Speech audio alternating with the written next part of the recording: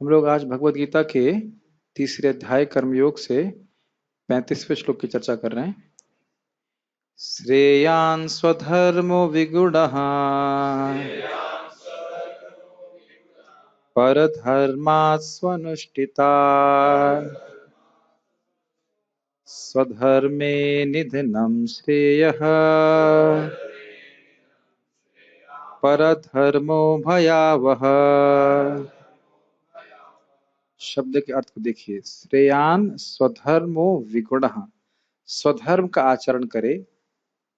ब्राह्मण, क्षत्रिय, वैश्य, शूद्र जो कोई व्यक्ति है वह अपने अपने आश्रम के अनुसार, वर्ण के अनुसार आश्रम कार्य करे तो उसको उसका स्वधर्म कहा जाता है। अगर ब्राह्मण ब्राह्मण की तरह कार्य कर रहा है तो उसका स्वधर्म कहा जाता है। तो कह रहे हैं विगुण, अगर उसमें दोष भी है, अगर वह ठीक से नहीं कर पा रहा है तो भी उसके लिए वह श्रेयस है, अच्छा है। क्या है अर्थ? श्रेयान स्वधर्मो विगुण, व्यक्ति अपने धर्म का पालन कर रहा है, भले ही उसमें गलती है। कुछ ना कुछ गलती हर एक संग होती है, आगे गीता में बताएंगे। जैसे अग्नि के संग धुआं हमेशा होता है, तो उस प्रकार से किसी भी वर्ण के पालन करने, नियम को पालन करने में कुछ ना कुछ दोष होता है, लेकिन उससे पाप नहीं होता है। मैं रिपीट करूंगा, उसमें दोष तो होता है लेकिन उससे पाप नहीं होता है। जैसे खेती भी करेंगे तो कीड़े मरते हैं, तो खेती करने वाले का काम किसका है? वैश्य का। तो ये दोष तो है लेकिन ये पाप नहीं है। जैसे अग्नि संग धुआं निकलता ही है, इसी तरह से कोई भी कर्म करते हैं इस जगत में कुछ ना कुछ हिंसा, कुछ ना कुछ दोष होता है। लेकिन अगर व्यक्ति अपने स्वधर्म के अनुसार कर रहा है, अपने वर्ण के अनुसार कर रहा है, तो उसको पाप नहीं लगेगा। ठीक? हाँ, झाड़ू लगाते समय कहीं माता जी लोग झाड़ू नहीं लगाएंगे क्या? ठीक है। अब कह रहे हैं किससे श्रेष्ठ है? पर धर्मा स्वनिष्ठितात।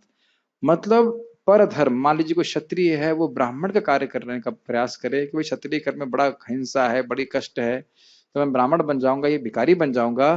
तो कह रहे हैं उसको तुमने बढ़िया से भी क्यों ना किया हो, स्व अनुष्ठितात, सारे अंग उसने, सारे जितने भी अंग हैं उस कर्म कर्म को करने के वो पूरे भी कर लिए, तो वह तुम्हें श्रेय की प्राप्ति नहीं कराएगा, क्योंकि वो तुम्हारे वर्ण के अनुसार नहीं है, तुम्हारे गुणों के अनुसार नहीं। समझ में आ रहा है? क्षत्रिय अगर क्षत्रिय का कार्य करे, उसमें वो अपूर्ण भी रहे तो उसके लिए ठीक है, लेकिन क्षत्रिय अगर ब्राह्मण का कर्तव्य करने का प्रयास करे और सारे अंगों का पालन भी करे तो वह उसके लिए चित्त नहीं है, उसके गुण के अनुसार नहीं।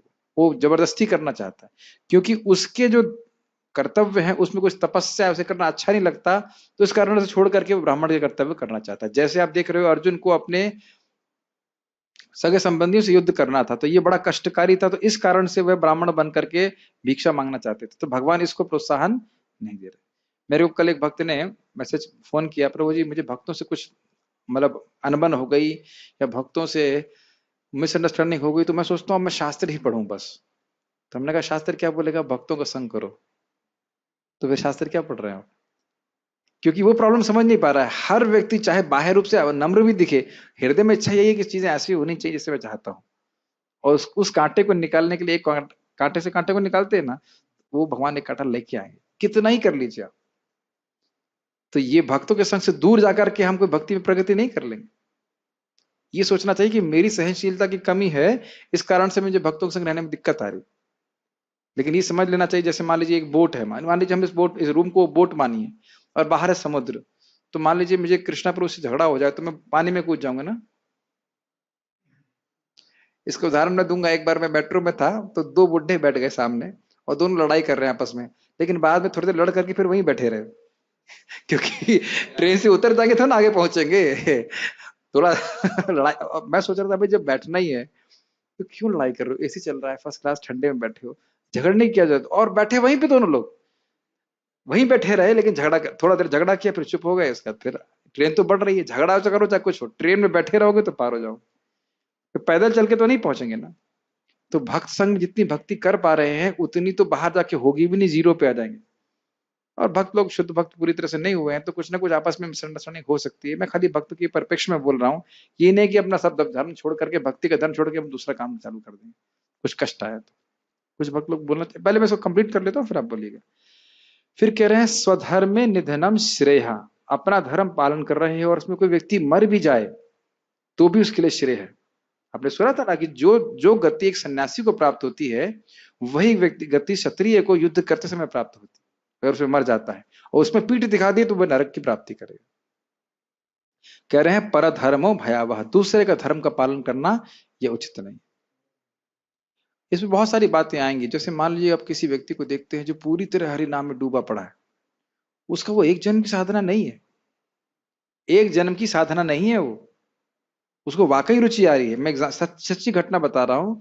श्रील भक्ति सिद्धांत ठाकुर जी के एक शिष्य थे, उनका नाम था अकिंचन कृष्णदास बाबा जी महाराज। उनको स्वाभाविक रूप से हरि नाम में रुचि थी, पहले दिन से ही कुछ नहीं करते थे, 2 टाइम प्रसाद जो भी लेते हो जितने टाइम प्रसाद, पूरा दिन हरे कृष्ण करते रहते। तो दूसरे भक्त ने कहा, अरे हमसे तो आप इतना सेवा कराते हैं, उससे कुछ भी नहीं कराते। फिर अच्छा, तो आप केवल हरे कृष्णा करना चाहते हैं, ठीक है, कल से आप भी केवल हरे कृष्णा करिए। तो 1 दिन किया, 2 दिन किया, 3 दिन, 12 घंटे जब किया, हो सकता बहने ने इतना नहीं कर सकते। तो जिसकी जो है चेतना की अवस्था है, जो हृदय के शुद्धिकरण की अवस्था यहाँ पे आएगी, उसके अनुसार वो कर रहा है, कोई दिक्कत नहीं। तो हमें जंप नहीं करना चाहिए। समझ रहे हैं मेरी बात? जैसे अभी हम लोग को रासलीला के बारे में नहीं सुनना चाहिए, हमारी योग्यता नहीं है। रासलीला तो पवित्र है, लेकिन हमारा हृदय पवित्र नहीं है। तो इसलिए अवश्य हम लोग अभी कृष्ण राधा कृष्ण की लीलाओं की चर्चा करेंगे तो ये गलत होगा। यह है सुखदेव गोस्वामी परिषद महाराज के लिए ठीक है, हमारे लिए तो अभी हम पहले ही समझे कि वाचो बेगम मन सक्रोध बेगम, इंद्रिय संयम कैसे करें। ठीक है, कुछ बोल रहे थे भक्त लोग, कुछ कह रहे थे आप? यस। हम शास्त्रों में देखते हैं 2 ही उदाहरण, जैसे परशुराम। वो अभी आएगा, घबराइए मत, तात्पर्य में आएगा उसको, वो तो आएगा, वो क्लियर हो जाएगा। अद्भुत बात यह कि यह भी मेरे मन में आ रहा था जब मैं इसका अनुवाद कर रहा था, और जस्ट उसकी नेक्स्ट लाइन परशुराम और विश्वामित्र की इसमें। ठीक है प्रभु जी, हाँ। जैसे कलयुग में मतलब अपने धर्म को कैसे पहचाना जा सकता है? जैसे किसी को कुछ समझ, कोई खेती भी कर रहा है और जन्म से ब्राह्मण भी है, तो उसको क्या करना अच्छा लगता है, बड़ा आसानी से, बहुत व्हाट इज कंफर्टेबल विद। ये तो मतलब उसमें दोष हो सकते हैं, उससे कुछ गड़बड़ भी करना अच्छा लग सकता नहीं, है, ये तो। गड़बड़ करना तो ऑब्वियसली धर्म के अनुसार नहीं होना चाहिए, लेकिन मान लीजिए किसी को जेन्युइनली, जैसे मुझे इंजीनियरिंग करना बिल्कुल नहीं अच्छा लगता, इंजीनियरिंग पढ़ना, मैं आईटी में चला गया था, मैंने कहा मैं क्या आ गया यहाँ। और अलग बात है कि आप भगवान मुझसे इंजीनियरिंग करवा रहे हैं, लेकिन इंजीनियरिंग की सेवा कर रहे हैं, लेकिन इंजीनियरिंग करने में मेरी कोई रुचि नहीं थी। स्पेशली मुझे तो भगवत गीता पढ़ना पढ़ाना ये सब बहुत अच्छा लगता है। तो ये सारी चीजें जो है भक्त को देखनी चाहिए कि हमारे मंदिर में कितने लोग अलग प्रकार की सेवा करते हैं, सबको अलग अलग अच्छा लगता है। तो वैसे ये बहुत क्रिटिकल है। मैं फिर से रिपीट कर रहा हूं, देखो, हमें कुछ ऐसा करना, ऐसी कुछ सेवा जरूर मिलनी चाहिए जो हमें बड़ी अच्छी लगे, अगर हम भक्ति में टिकना चाहते हैं। केवल 2 टाइम प्रसाद पाके भी नहीं टिक पाएंगे। कहूंगी दिन भर सोते रहो, कुछ आपको लगे कि हमने कुछ किया ही नहीं, आपको बिल्कुल जैसे जॉब सेटिस्फेक्शन होता है वो होगा ही नहीं। जॉब सेटिस्फेक्शन होना चाहिए कि हमने कुछ किया, भगवान के लिए कुछ किया आज, है ना, अपने आप को अच्छा लगे, कुछ भी करा, किया मतलब प्रचार किया, कुछ भी किया, वो अच्छा लगना चाहिए। हर व्यक्ति को सोचना चाहिए, उसके लिए व्यक्तिगत मार्गदर्शन की बहुत जरूरत होती है। अपने नियत कर्मों को दोषपूर्ण ढंग से संपन्न करना भी अन्य के कर्मों को भली भांति करने से श्रेयस्कर है। स्वकर्मों को करते हुए मरना पराय कर्मों में प्रवृत्त होने की अपेक्षा श्रेष्ठतर है, क्योंकि अन्य किसी के मार्ग का अनुसरण भयावह होता है। मैं एक छोटी सी आपको एग्जांपल देता हूं। जैसे मेरे को 4 व्हीलर चलाने की इच्छा ही नहीं होती, और हमारे एक दूसरे भक्त हैं, उनको गीता क्लास देने की इच्छा ही नहीं होती। और फिलॉसफी पता है आपने, कई बार मैं उनसे प्रश्न करता हूं, उन्हें पता रहता है, मैं कोई एक तो क्लास दो भाई। तब मैंने देखा कि लोगों के स्वभाव के विपरीत भी कृष्ण भावना में उनको नियोजित नहीं कर सकते। श्रवण कीर्तन सबके लिए है, लेकिन हर व्यक्ति को आप नहीं बोल सकते कि क्लास दो, और हर व्यक्ति को नहीं बोल सकते गाड़ी चलाओ और फल चलाओ और हल चलाओ, ये सब नहीं कर सकते। लेकिन इससे कोई व्यक्ति ऊंचा नीचा नहीं हो जाता, ये जरूर ध्यान रखना चाहिए। अगर उसका भाव है कृष्ण को संतुष्ट करना, तो भगवान यही देखते हैं कि ये कृष्ण, ये जीव मेरी सेवा में लगा। मैं रिपीट कर रहा हूं, हम लोग इतने छोटे हैं, इतने छोटे हैं क्या, इससे भी छोटे हैं, बहुत छोटे हैं। हर व्यक्ति बहुत छोटा है, इनसिग्निफिकेंट। इनसिग्निफिकेंट क्या बोलते हैं? तुच्छ। ठीक है, तुच्छ भी कुछ, तुच्छ भी बड़ा है, तुच्छ तुच्छ मतलब कुछ है, इनसिग्निफिकेंट मतलब कुछ भी नहीं है। कृष्ण केवल यही देखते हैं कि ये जीव मेरी सेवा में लगा हुआ। बहुत अच्छी बात, कभी ऊपर नीचे नहीं देखना चाहिए। जो व्यक्ति को जो योग्यता दी है वो भगवान की सेवा में लग रही है। तो मैं ये बात क्यों बोल रहा था? हाँ, तो हमने खाली बोला था कि अब हर व्यक्ति को जो करना अच्छा लगता है वह कृष्ण के लिए करने के लिए सीखे। और मांस काटना तो भारी हो गया, उसके नियम के बाहर हो गया। भगवान के अनुकूल जो कार्य कर सके वो अच्छा लगे। अब मान लीजिए अर्जुन एक प्रश्न करें, श्रीला बलदेव विद्याभूषण जी कह रहे हैं, आपने कहा कि हमें अपनी प्रकृति से निर्मित राग द्वेषमयी पश्वादी साधारणी प्रवृत्ति को त्याग कर शास्त्रोक्त धर्म में वर्तमान होना चाहिए। थोड़ी टफ हिंदी है, समझा देता हूँ उसका मतलब क्या है। भाई पहले के किए गए आहार निद्रा भय और मैथुन से इस जन्म के आहार निद्रा भय और मैथुन की रुचियां बनती हैं। किसी को कुछ खाना अच्छा लगता है, किसी प्रकार के मैथुन अच्छा लगता है, किसी प्रकार का निद्रा अच्छी, उसी प्रकार यही भोग में लगा रहता है। तो इन्हीं भोगों में लगा रहेगा तो क्या हो गया, वह एक पशु की तरह हो गया। तो उन प्रवृत्तियों को दमन करके व्यक्ति को शास्त्र के अनुसार चलना चाहिए, ये पिछली श्लोक में बताया गया था। और धर्म में वर्तमान होना चाहिए, मतलब धर्म में प्रवर्तित होना चाहिए, धर्म का पालन करना चाहिए। यह प्रवृत्ति मतलब पाशविक प्रवृत्तियां धर्म आचरण करने के द्वारा हृदय शुद्ध होने से निवृत्त हो जानी चाहिए। समझ में आ रही बात? ये जो पाशविक प्रवृत्ति है, जब व्यक्ति धर्म आचरण करता है तो नियमों का पालन करने से उसका हृदय शुद्ध हो जाता है, तो वह पशु प्रवृत्तियों में नहीं जाता। ये पशु प्रवृत्ति समझ में आ रही है? पशु भी खाते हैं, सोते हैं, बच्चे पैदा करते हैं, अपनी रक्षा करते हैं, तो ये इंसानों में भी है। तो यह प्रवृत्तियां धर्म आचरण करने से दमित हो जाती हैं। ये समझ में आ रहा है आपको? ठीक है, ठीक है। युद्ध और अहिंसा इन दोनों धर्मों का वर्णन शास्त्रों में है। देखिए प्रश्न किस प्रकार से उठा रहे हैं। युद्ध करना क्षत्रिय के लिए, अहिंसा ब्राह्मणों के लिए, तो दोनों ही है। लॉजिक देख रहे हैं? कह रहे हैं कि धर्म आचरण करने से हृदय शुद्ध हो जाता है, और दोनों ही धर्मों का वर्णन शास्त्र में है। क्षत्रियों के लिए युद्ध करना, ब्राह्मणों के लिए अहिंसा का पालन करना।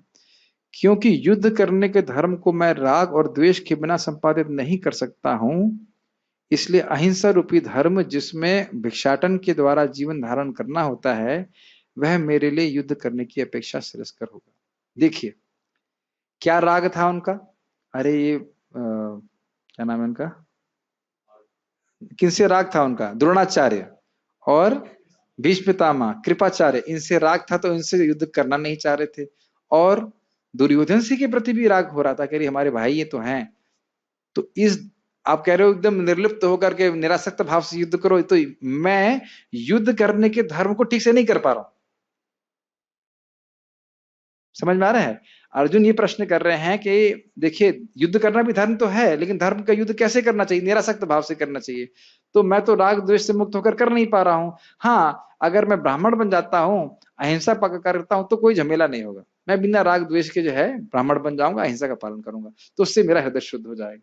तो फिर आप मुझे युद्ध करने के लिए क्यों बोल रहे हैं? ये प्रश्न अर्जुन उठा रहे हैं। जो भी धर्म वेद में वर्ण और आश्रम के अनुसार होती है, उत्तर है भगवान का, जो भी धर्म वेद में वर्ण और आश्रम के अनुसार वर्णित हैं, यद्यपि वह पूर्ण रूप से संपादित ना भी हो पाए, क्योंकि उसके कुछ अंग पूर्ण नहीं हो पाए हैं, अर्थात विगुण, फिर भी वह दूसरों के धर्म का संपादन करने से श्रेष्ठ है, यद्यपि वह परधर्म सारे अंगों के साथ संपादित क्यों ना हुआ हो। तो ये लिंक बना रहे हैं। समझ में आई लाइन? कह रहे हैं कि भाई आप क्षत्रिय हो, आप कह रहे हो राग द्वेष से रहित होकर के युद्ध नहीं कर पाओगे, कोई बात नहीं, आप अपना क्षत्रिय का धर्म करो, भले उसमें कुछ गलती हो, और पर धर्म ब्राह्मण का जो कर्तव्य है वो आप मत करो, क्योंकि भले उसको अच्छे से करने का प्रयास करो, क्योंकि वह आपकी योग्यता नहीं है।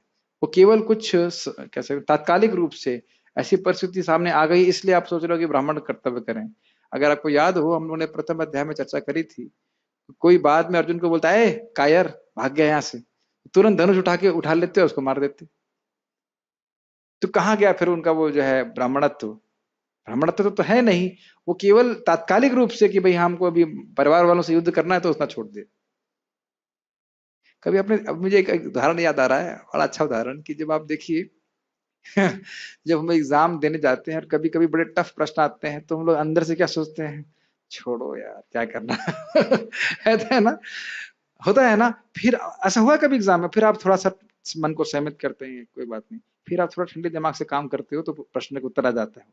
एग्जाम का ऐसा अनुभव हुआ इस प्रकार से? पहली चीज आदमी सोचता है, छोड़ो क्या करना, अब नंबर तो आएगा नहीं। तो ये फल की आसक्ति के कारण होता है। ये जो जय पराजय की विचार होता है, तो सोचता है फल तो मिलना नहीं, छोड़ो। तो इस प्रकार से अर्जुन जो है इस भाव में थे, भगवान की इच्छा से थे। तो स्वनिष्ठता मतलब ब्राह्मण के कर्तव्य बढ़िया से भी करोगे तुम्हारे लिए अच्छा नहीं है, क्षत्रिय का धर्म ठीक से नहीं कर पाए तो भी तुम्हारे लिए अच्छा है। क्यों? देखिए, उदाहरण के लिए ब्राह्मण का स्वाभाविक धर्म अहिंसा है और क्षत्रिय का हिंसा। वेद की मान्यता के परे किसी भी धर्म आचरण को नहीं होना चाहिए, को नहीं करना चाहिए। मतलब वेद अगर बोल रहा है क्षत्रिय को हिंसा करनी चाहिए तो उसे हिंसा करनी चाहिए, ब्राह्मण को नहीं करनी चाहिए तो मतलब नहीं करनी चाहिए। ब्राह्मण के लिए हिंसा बहुत बड़ा दोष है, लेकिन क्षत्रिय के लिए अहिंसा दोष है। शत्रु आगे अटैक करने के लिए अब कहे नहीं भैया नमस्कार करो, ऐसा नहीं चलेगा। मरो या मारो वाली बात होती है ना क्षत्रिय, वो उसके लिए उचित। तो ये वेद उसको बोल रहा है, इसलिए कोई देश नहीं। ठीक है, ऐसा करना वैसा होगा बड़ा अच्छा उदाहरण दे रहे हैं, जैसे आंखों की क्रिया को किसी अन्य अंग से करना। बड़ा अच्छा उदाहरण दे रहे हैं। आंख से खा सकते हैं क्या? वैसे आंख से खा सकते हैं, पता है? अगर आप देखते हो, नहीं भगवान हुए बिना आप कुछ देखते हो तो 50% तो आंख से ही खा लेते। प्रभुपाद जी एक बार कुकिंग कर रहे थे और एक भक्त देख रहे थे बड़ी मतलब लोभ से। प्रभुपाद जी ने कहा कि आधा तो तुमने पहले ही खा लिया उसको देख करके। इसीलिए जब भगवान का भोग बनता है तो जो लोभी लोग होते हैं उनको नहीं देखने देना चाहिए। कभी अनुभव कीजिएगा, आप हम भोग बनाएंगे और लोग देख लेते हैं कि हम खिचड़ी बना रहे होते हैं तो लोग देखते हैं कि क्या बन रहा है, उनकी आंखों में आप देख सकते हो लोभ रहता है। तो खैर ये तो मजाक की बात है, लेकिन आंख से जिस प्रकार से आंख से किसी और अंग का कार्य नहीं किया जा सकता, ऐसे क्षत्रिय को ब्राह्मण का कार्य नहीं करना चाहिए और ब्राह्मण का क्षत्रिय का कार्य नहीं करना चाहिए। यहाँ पे जाति की बात नहीं हो रही, बात उसकी योग्यता, गुण और धर्म के अनुसार बात हो रही। ठीक है, जैमिनी का कथन है चोदना लक्षणो धर्म, अर्थात धर्म का लक्षण है नियम।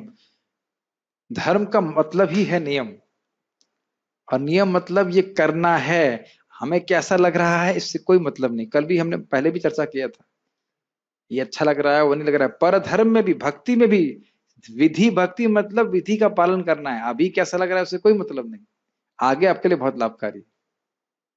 ठीक है, तो इसलिए नियम बनाया गया है कि जो क्षत्रिय है उसको हिंसा करनी पड़, हाँ हिंसा हिंसा करनी है तो करनी है, अब उसको अच्छा बुरा नहीं सोचता।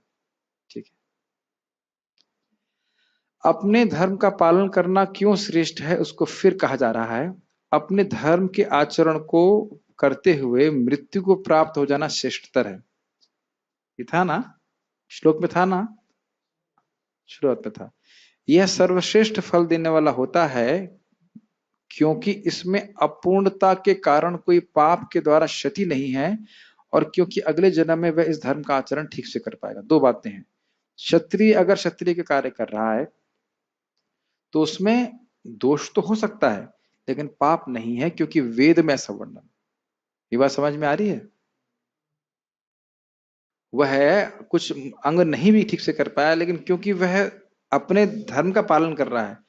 ये पहले भी बात आई थी कि व्यक्ति द्वेष न करे शिक्षाओं से। याद आ रहा है? अनुसूय वह भगवान की शिक्षाओं से द्वेष न करे, अपनी भरसक प्रयत्न करके प्रयास करे उस शिक्षा का पालन करने में। जो कमी होगी वो भगवान आगे पूर्ण कर देंगे, ये बात बोली जा रही।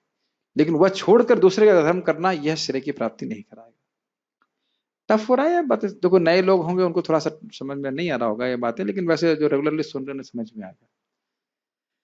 दूसरे का धर्म करने से दुर्भाग्य का निर्माण होता है क्योंकि इसमें पाप सृष्टि होती है, और क्योंकि यह शास्त्र के द्वारा निषेधित है। दो चीजें हैं, दूसरे का धर्म करोगे तो पाप होगा और शास्त्र इसकी आज्ञा आपको नहीं दे रहा है। शास्त्र की विधि को छोड़ करके कोई व्यक्ति कुछ काम करता है उसको पराम गति प्राप्त नहीं होती। अब परशुराम और विश्वामित्र की बात आपकी याद है। आप कहोगे परशुराम क्या थे? ब्राह्मण, काम किया क्षत्रिय का और क्षत्रिय को उड़ाई दिया, ऐसा कह लीजिए। और विश्वामित्र क्या थे? क्षत्रिय, और काम कर रहे थे वो ब्राह्मण का। तो क्या ये गलत नहीं है? तो इसको क्या बोल रहे हैं, बड़ा इंटरेस्टिंग टीका है। कह रहे हैं परशुराम और विश्वामित्र के संबंध में कोई व्याभिचार नहीं, व्याभिचार मतलब गलत आचरण नहीं है। यद्यपि परशुराम और विश्वामित्र क्रमशः ब्राह्मण और क्षत्रिय कुल में जन्म लिए थे, ये पता है ना इनके बारे में, हाँ, फिर भी उन्होंने अपने महान गुणों के द्वारा कर्म संपादित किए। वो इतने महान थे कि अपने मतलब वर्ण के विपरीत वो कार्य कर रहे थे, उसको उसका अतिक्रमण करके कार्य कर रहे थे। वैसे तो भगवान परशुराम तो भगवान के अवतार ही हैं, तथापि उनकी निंदा हुई। ये भी बात इंपॉर्टेंट है। फिर भी उनकी निंदा हुई और उनको कष्ट भी हुआ, बहुत परेशानी झेलनी पड़ी। तो व्यक्ति को अपने वर्ण के अनुसार ही कार्य करना चाहिए। साथ ही द्रोण इत्यादि को क्षत्रिय धर्म के अभ्यास करने के कारण ही बार बार निंदित बार बार होना चाहिए, बार बार निंदित होना पड़ा कि नहीं होना पड़ा। द्रोणाचार्य जी ने, आपको पता होगा जब किसको मारा, अभिमन्यु को मारा था, तो उसमें द्रोणाचार्य भी थे और उनको पता था कि यह धर्म नहीं है, अधर्म किया था ना। फिर या द्रौपदी को अपमान हो रहा था तब भी द्रोणाचार्य थे वहां। तो ऐसा नहीं था कि धर्म का पता नहीं था उनको। तो इस प्रकार के धर्म का आचरण करना उनके लिए उचित नहीं था, उनको निंदा भी हुई इसके लिए। अब मान लीजिए अर्जुन कहें, परंतु मैंने सुना है कि देवराति मतलब जनक महाराज का एक नाम है, एक और नाम है सीता माता के पिता, इत्यादि क्षत्रियों ने जगत का त्याग किया था, इसलिए अहिंसा को मेरे लिए परधर्म क्यों माना जाएगा? माना नहीं होना चाहिए, माना जाएगा। समझ में आ रहा है? अर्जुन ये कह रहे हैं कि अरे भी हमने सुना है, आप कह रहे हो क्षत्रियो को जगत नहीं त्यागना चाहिए, हमने तो सुना है कि जनक महाराज ने सन्यास लिया था, तो मैं सन्यास क्यों नहीं ले सकता? प्राय ऐसी बातें बोलते हैं ना, अगर हमें कुछ गलत करना है तो हम उदाहरण ढूंढ लेते हैं, अरे उन्होंने ऐसे किया तो हमें भी ऐसे करना चाहिए।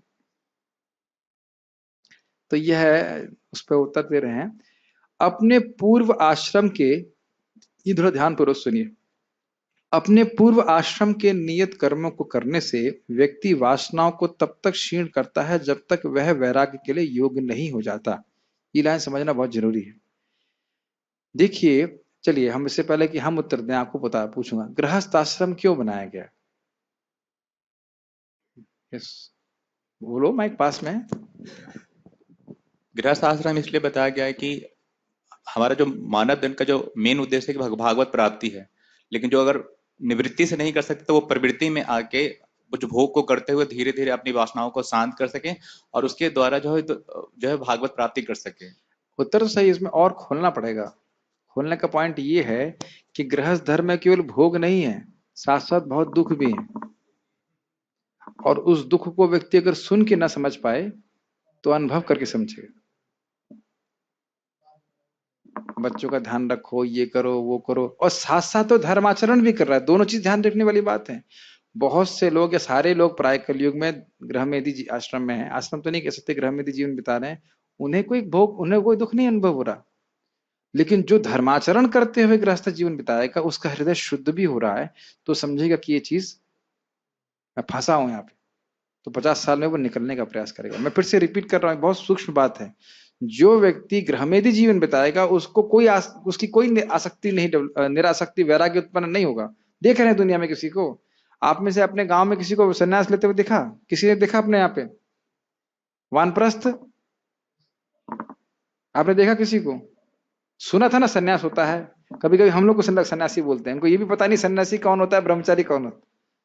इस्कॉन के अलावा तो शायद हमें लगता है कोई देखने को ना मिले सन्यासी, आजकल यूट्यूब में दिख जाते हैं, लेकिन आने तो, और वो भी ऐसे ही होते हैं जो भी कहा जाए, लेकिन ब्रह्मचारी सन्यासी को दिखते हैं? कोई नहीं दिखता। तो अब देखिए कि कष्ट तो बहुत भोग रहे हैं, चाहे वो गृहस्थ हो चाहे गृहमेधी हो, लेकिन गृहस्थ व्यक्ति जब धर्म का आचरण करता रहेगा, पिछले अगर भक्ति करता रहेगा, तो समझ में आ जाएगा कि जगत में कुछ नहीं रखा। दो प्रत्यक्ष उदाहरण है, मैं उन लोगों का नाम नहीं लूंगा, लेकिन आज ही वो कल मुझे फोन पे बता रहे थे, प्रभु जी कुछ रखा नहीं इसमें। अब वो क्यों समझ पा रहे हैं? क्योंकि भजन भी कर रहे हैं और आश्रम में फंसे हुए। तो जब वो आश्रम की जो झंझट है, वो झंझट तब महसूस होता है जब भक्ति कर रहे हैं, ये धर्माचरण कर रहे हैं, ठीक है ना, ये बात। तो अब धीरे धीरे जब वासनाओं का क्षय हो जाता है, तब वह व्यक्ति वैराग्य के लिए युक्त होता है, उसके लिए वैराग्य का पालन करता है, तब उसके लिए वैराग्य उसका स्वधर्म हो जाता है, क्योंकि वह सन्यास के लिए योग्य है। क्या बातें आप समझ पा रहे हो? जैसे अगर आपको मैं पूरी कथा नहीं बता रहा, लेकिन विश्वामित्र को बहुत परीक्षा दी गई, तब जाकर के पहले उन्होंने को बोला कि आप राजऋषि हैं, वशिष्ठ ने, फिर और परीक्षा हुई, फिर जाके बोला कि जब उन्हें क्रोध इत्यादि सब जीत लिया, तब उनको बोला कि अब आप ब्रह्म ऋषि हुए, अब आपके पास योग्यता है। तो योग्यता होना बहुत जरूरी। इसके उपरांत व्यक्ति अहिंसा का पालन कर पाता है, क्योंकि तब वही उसका नियत कर्म हो जाता है, तो इसलिए तब अपने स्थित नियत धर्म में स्थित व्यक्ति के लिए अहिंसा का पालन करना उचित था। समझ में आया? अब उसका हृदय शुद्ध हो गया है, अब वह वैराग्य को धारण कर सकता है, इसलिए अब वह संन्यास लेने के अधिकारी होता है। इसीलिए संन्यास बहुत जल्दी नहीं दिया जाता है, क्योंकि व्यक्ति की भोग की वासना होती है, वो संन्यास धर्म का पालन प्राय नहीं कर पाते, 50 के बाद करते हैं। ये नोट है छोटा सा कि देवराती महाराज जनक का ही एक और नाम है। वृद्धावस्था में उन्होंने संन्यास ले लिया था। यद्यपि सामान्यतः क्षत्रिय संन्यास लेकर वानप्रस्थ को स्वीकार करते हैं। तो यानी कि देवराती अर्थात जनक महाराज एक अपवाद है। प्राय जितने भी क्षत्रिय हैं वह वानप्रस्थ तक जाते थे। जैसे नाम बताइए। नहीं, भरत महाराज तो वानप्रस्थ में नहीं गए थे। भागवत से किसको जानते हैं, किसने वानप्रस्थ में गए थे? धृतराष्ट्र और गांधारी। वानप्रस्थ व्यक्ति नहीं, कर्दममुनि ब्राह्मण है। तो जो क्षत्रिय लोग वानप्रस्थ में गए, और कौन का एग्जाम्पल है? युधिष्ठिर महाराज, ऋषभ देव भगवान है, ऋषभ जी संन्यास लिए थे। वह क्षत्रिय जिन्होंने वानप्रस्थ लिया। और कौन कोई धर्म पता है आपको? शत्रुपा और मनु महाराज, वह भी बाद में वानप्रस्थ ली। वानप्रस्थ का अर्थ क्या होता है? पति और पत्नी दोनों ही जंगल में जाते हैं, लेकिन अब कोई भोग की बात नहीं होती, केवल दोनों लोग तपस्या करके भगवान की प्राप्ति कर लेते। ठीक है, तो प्राय जो क्षत्रिय है उनके लिए केवल वानप्रस्थ रखा जाता है मैक्सिमम। लेकिन ये एक एग्जाम्पल है उनकी, ताकि वो एक्सेप्शन के रूप में आप पढ़ सकते हैं। तात्पर्य पढ़िए प्रभुपाद जी का, राष्ट्रपति प्रभु। अतः मनुष्य को चाहिए कि वह अन्नों के लिए नियत कर्मों की अपेक्षा अपने नित्य कर्मों को नियत कर्मों को कृष्ण भावना अमृत में करे। भौतिक दृष्टि से नियत कर्म, ये लाइन समझ में आई? नियत कर्म कृष्ण भावना अमृत में करे। बड़ा सुंदर प्रभुपाद जी टीका लिखे हैं। वर्णाश्रम तो कर रहे हैं, लेकिन पहचान वर्णाश्रम से नहीं कर रहा। समझ में आया? एक भक्त क्षत्रिय वैश्य शूद्र कैसे भी कार्य कर सकता है बाह्य रूप से, लेकिन उसका चेतना क्या होती है कि मैं भगवान का दास हूं और ये मैं भगवान के लिए कर रहा हूं। सीधे भगवान की व्यवस्था से मैं इस अवस्था में हूं, इस सिचुएशन की परिस्थिति में हूं, और मैं भगवान के लिए कर रहा हूं। ये बहुत बहुत अच्छा प्रभुपाद जी का तात्पर्य। बड़ी भौतिक दृष्टि से नियत कर्म मनुष्य की मनोवैज्ञानिक दशा के अनुसार भौतिक प्रकृति के गुणों के अधीन अदिष्ट कर्म है। समझ में आया? समझ में आया? जन्म जन्मांतर जो संस्कार बन जाते हैं, तो उसके अनुसार उनके गुण होते हैं। कोई ब्राह्मण का गुण का होता है, कोई क्षत्रिय गुण का होता है। तो जितने भी प्रकृति के गुण का मिक्सचर होता है, जैसे ब्राह्मण कौन से गुण में रहते हैं? सत्वगुण। तो उनकी क्रियाएं सत्वगुण की क्रिया में होती है। क्षत्रिय रजोगुण में। इसी प्रकार से वैश्य कितने हो गए? वैश्य को मतलब कौन से गुण होते हैं? सत्व रजो रहता है, और शूद्र जो है प्रायः तमोगुण में रहता है। तो इस प्रकार से हर व्यक्ति के गुणों के हिसाब से दवा दी जा रही है कि तुम ये करो, तुम ये करो, तुम ये करो, तुम ये करो, ताकि वहां से जिस स्थान पे है वहां से प्रगति करना शुरू करे। पढ़िए। आध्यात्मिक कर्म गुरु द्वारा कृष्ण की दिव्य सेवा के लिए आदेशित होते हैं। किंतु चाहे भौतिक कर्म हो या आध्यात्मिक कर्म, मनुष्य को मृत्यु उपरांत अपने नियत कर्मों में दृढ़ रहना चाहिए। बहुत सुंदर दो बातें प्रभुपाद रख रहे हैं। वर्णाश्रम को वेद बता रहा है, और भक्ति को गुरु, वो भी वेद से ही आ रहा है, भक्ति से शास्त्रों से आ रहा है। गुरु आपको बता रहे हैं 16 माला का जप करो। अब यह तो करना ही है, यह तो करना ही है। आपको अच्छा लगे बुरा लगे उससे मतलब नहीं। यदि हम भक्ति में प्रगति चाहते और नहीं चाहते तो फिर जो करना चाहे करें, उसमें तो अलग बात है। बहुत अच्छी बात है। इसलिए मृत्यु पर्यंत दृढ़ रहना चाहिए। कैसा कितना सुंदर था ना, हरिदास ठाकुर जी की मरणासन अवस्था में थे और महाप्रभु आके कहते हैं कैसे हैं? कहते हैं मेरा शरीर तो ठीक है, लेकिन मेरा मन ठीक नहीं, क्योंकि मैं भगवान का नाम जब पूरा नहीं कर पा रहा हूं। तो हर भक्त के लिए कितना बड़ा हमारा मौका है, जो लोग 16 माला कर रहे हैं, किसी जन्म में हम मुक्त होकर भगवत प्राप्ति कर लेंगे। तो इसलिए इसमें बड़ा दृढ़ता से करना चाहिए। प्रयास करिए कि 7 सवा 7 बजे तक आपका माला हो जाए, कम से कम। उससे पहले हो जाए तो और अच्छी बात। पढ़िए आगे। अन्य के निर्धारित कर्मों का अनुकरण नहीं करना चाहिए। हाँ, इसका मतलब ये भक्ति के परिप्रेक्ष्य में देखें। अरे साहब, वो तो दिन भर भागवत पढ़ते हैं। एक बार एक हमारे भक्त हैं, बोले आपके बारे में बोल रहे थे, कह रहे अरे ये तो कोई भी सेवा कर सकता है बैठे रहने की। तब प्रभु जी बाहर गए हुए थे, तो हमने कहा 2 दिन बैठो। 2 दिन में पागल हो गए। कह रहे प्रभु जी जब कोई आए तो ठीक है, हम डोनेशन में बैठ सकते हैं, जो कोई ना आए तो क्या करेंगे? तो मैंने कहा वही व्यक्ति बैठ सकता है जिसकी शास्त्र में रुचि हो और वो बैठकर पढ़ता रहे। बहुत आसान लगता है। एक बार मेरी एक रिश्तेदार बोले अरे तुम लोग तो अकेले रह रहे हो तो करते देते हैं।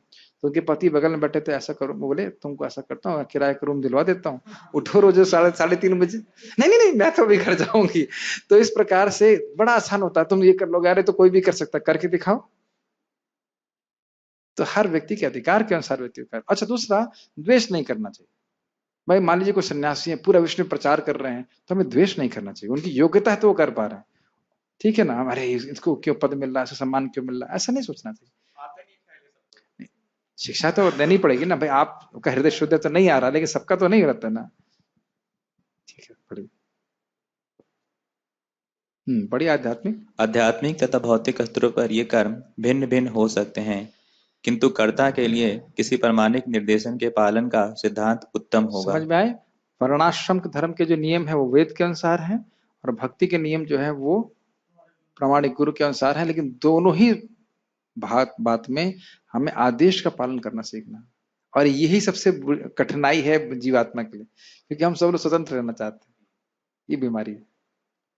पढ़िए। जब मनुष्य प्रकृति के गुणों के वशभूत हो तो उसे विशेष अवस्था के लिए नियमों का पालन करना चाहिए, उसे अन्यों का अनुकरण नहीं करना चाहिए। इसमें बड़ी सुंदर उदाहरण महाराज देते हैं कि भाई देखो कि नदी है, आपको नदी पार करनी है, तो तैरेंगे तो नदी के बहाव के संग भी बहेंगे और पार भी करोगे। तो पार करने वाले नियम कौन से हैं? आपकी भक्ति के नियम। और साथ बहने वाले नियम कौन से हैं? वर्णाश्रम के नियम। भाई ना तो हम पुरुष हैं ना स्त्री हैं।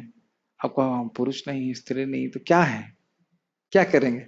तो इसलिए वेद बोलता है तुम पुरुष हो, तुम ब्रह्मचारी हो, तुम ये हो। ये झूठा एक मतलब उपाधि है। तो ये उपाधि का सारे कार्य करने का मतलब क्या हुआ? नदी के संग बहना। लेकिन जब हरे कृष्ण मन जप कर रहे हैं, भागवत पढ़ रहे हैं, सब कुछ कर रहे हैं, तो क्या होगा? यह नदी को पार करने वाले कर्म है। अब हम सोचे नहीं भाई बहना बड़ा महत्वपूर्ण है, तो फिर ये गड़बड़ होता है। हाँ, अच्छा लग रहा है बहने में, बहने में जो है कठिनाई नहीं होती। भाई अपने को पुरुष मानने में क्या कठिनाई है, लेकिन अपने को कृष्ण का दास मानने में बहुत कठिनाई होती है। नहीं समझ में आता है ना? लेकिन कृष्ण का दास मान करके तब पुरुष के रूप में कार्य करना। फिर से रिपीट कर रहा हूं, कृष्ण का दास मान करके अपने को, हम पुरुष शरीर में है तो पुरुष के अनुसार कार्य करना। इसे विपरीत तो नहीं कर सकते ना। समझ में आ रही बात है? यस। सतोगुणी ब्राह्मण कभी हिंसक नहीं होता, किंतु रजोगुणी क्षत्रियो को हिंसक होने की अनुमति है। इस तरह थोड़ा सूक्ष्म बात है, हिंसा करने की आज्ञा नहीं है, अनुमति है। क्या अंतर है? अनुमति है कि अगर उसको रक्षा के लिए अगर क्षत्रिय युद्ध नहीं करेगा तो फिर कैसे रक्षा करने की जरूरत हो तब, ऐसा नहीं कि अब गला ही काट रहा है सब। समझ रहे ना भाई? जैसे औरंगजेब का एक था नियम कि भाई रोज एक बैलगाड़ी भर करके ब्राह्मण थ्रेड लाने हैं। ऐसा नहीं दान मांग करके गला काट कर ब्राह्मणों को। कितने ब्राह्मण को मार दिया बस। मतलब अगर ये बात वाकई सच है तो कितने बड़े ब्राह्मण को मारते? एक बैलगाड़ी भर करके ब्राह्मण थ्रेड। तो कांप जाता हूं सुनकर के। तो ये इस प्रकार की हिंसा नहीं, ये तो क्रूरता है। हाँ, ऐसा नहीं करते। ठीक है, चलिए वो तो छोड़िए। हाँ, इस तरह क्षत्रिय के लिए हिंसा के नियमों का पालन करते हुए विनष्ट होना जितना श्रेयस्कर है, उतना अहिंसा के नियमों का पालन करने वाले ब्राह्मण का अनुकरण नहीं। ये तो समझ में आ रहा है, ब्राह्मण के अनुसार ऐसा नहीं करना चाहिए। हाँ, हर व्यक्ति को एकाएक नहीं अपितु क्रमशः अपने हृदय को स्वच्छ बनाना चाहिए। इसका अर्थ क्या है? देखिए, ऐसा नहीं है कि हम अगर सोचें कि कल ही हमारा हृदय शुद्ध हो जाए तो हो जाएगा। हृदय शुद्ध होने की भगवान की सेटिंग ही इस प्रकार की है कि आराम से होता है।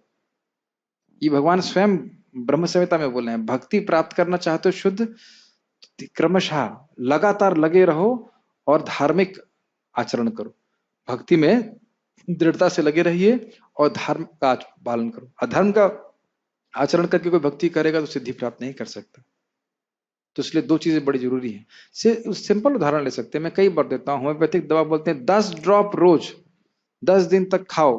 अच्छा, 100 ड्रॉप में एक ही दिन में खा जाऊंगा। समझ गए? और इसे कई लोगों संग हुआ है। आज भी हम सुन रहे थे, बहुत बड़ी आपने नाम में उतनी रुचि है नहीं और 64 माला का नियम ले लिया, उसके बाद 0 पे आ जाते हैं।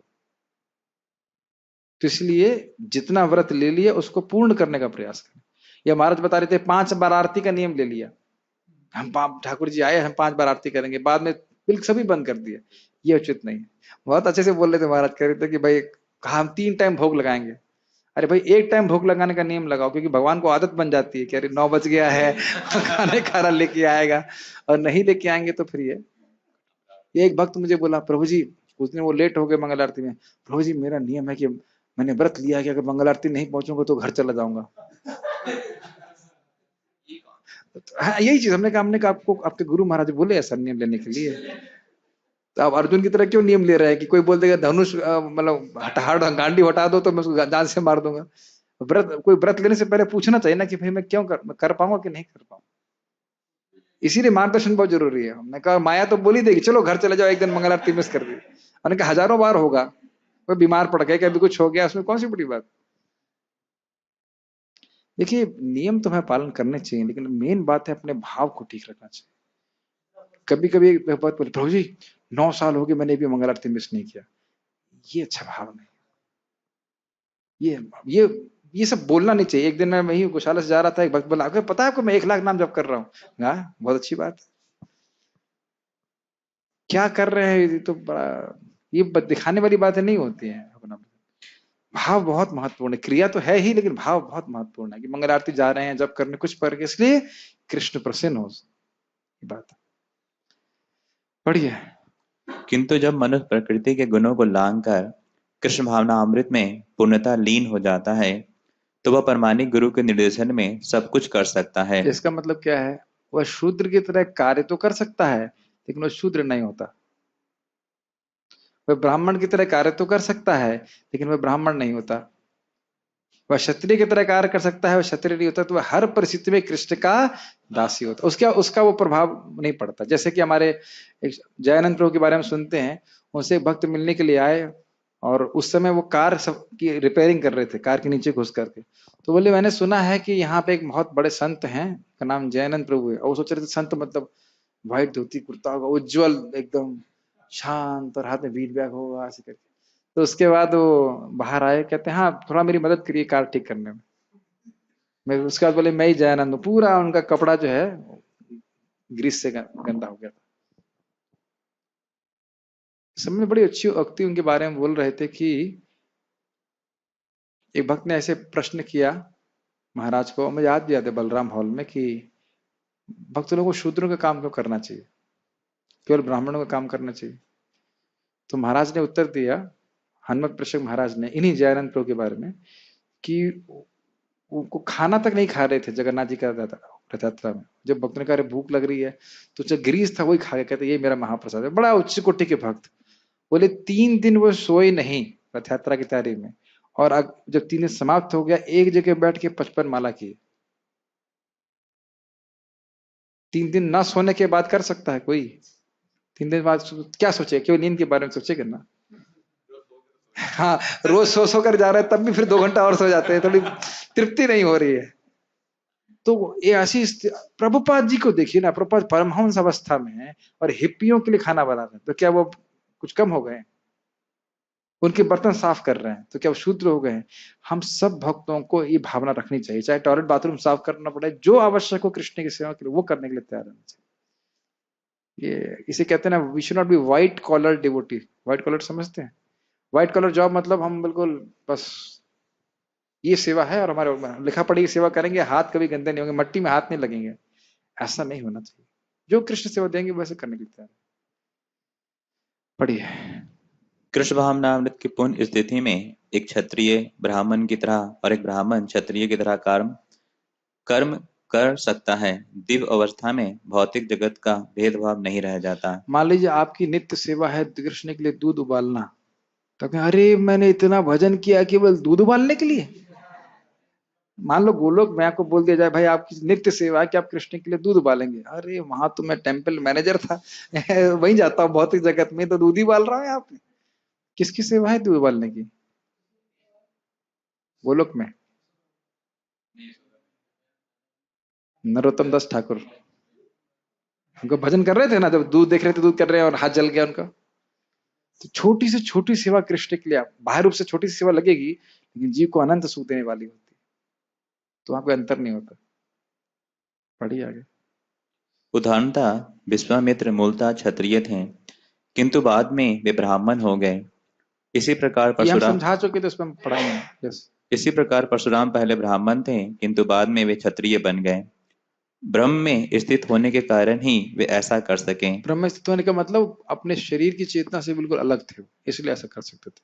किंतु जब तक कोई भौतिक स्तर पर रहता है, उसे प्रकृति के गुणों के अनुसार अपने कर्म करने चाहिए, साथ ही उसे कृष्ण भावनामृत का पूरा बोध होना चाहिए। क्या मतलब है इसका?